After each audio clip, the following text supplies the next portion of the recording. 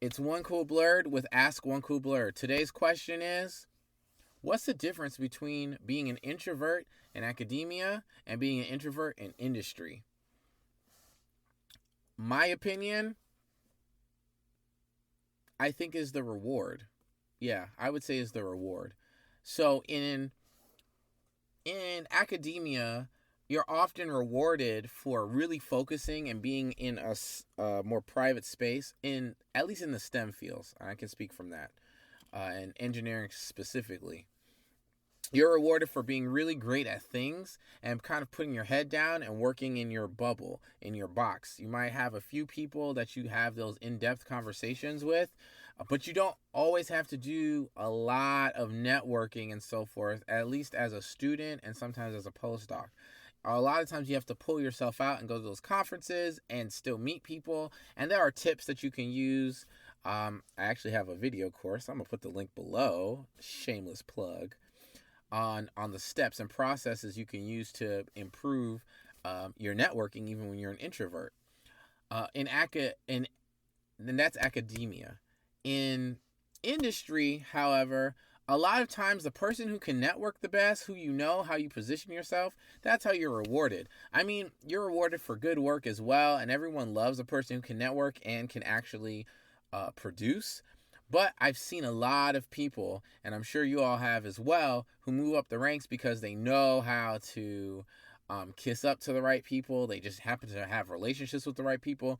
They may not be the most intelligent, the most efficient, the fastest, but they really do know how to communicate well, and you're rewarded for that greatly. So there's not necessarily, I think, a wrong way to live. I think you just have to understand that when you're an introvert in academia, you might be able to live your truth a little bit better and stay to yourself a lot more and still succeed. But if you switch over to industry and you're trying to really move up the ranks, or you're trying to really be an entrepreneur, you have to learn steps and processes that will allow you to operate to the highest caliber and still be able to take the time out to recharge for yourself. Like I said, link below to the course where I talk about how you can do that. But even if you don't want to take the course, it's really pretty simple. You need to have a game plan, you need to practice the game plan, and then you need to make yourself test out and execute that game plan. Those are three basic steps. Let's go in depth, and I talk about a little bit extra below, but that's basically it. And I think that once you have that, you can still be your true self, but you can function within those two different silos of your career fairly well.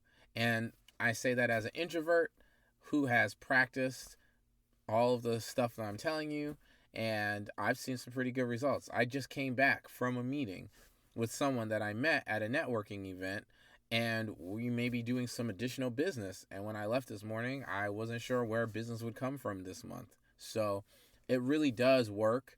It really does help.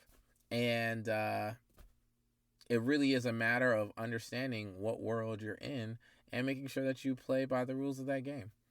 So that's One Cool Blurred answering the Ask One Cool Blurred question of what's the major difference between being an introvert in industry and an introvert in academia. All right, I'll see you guys next time.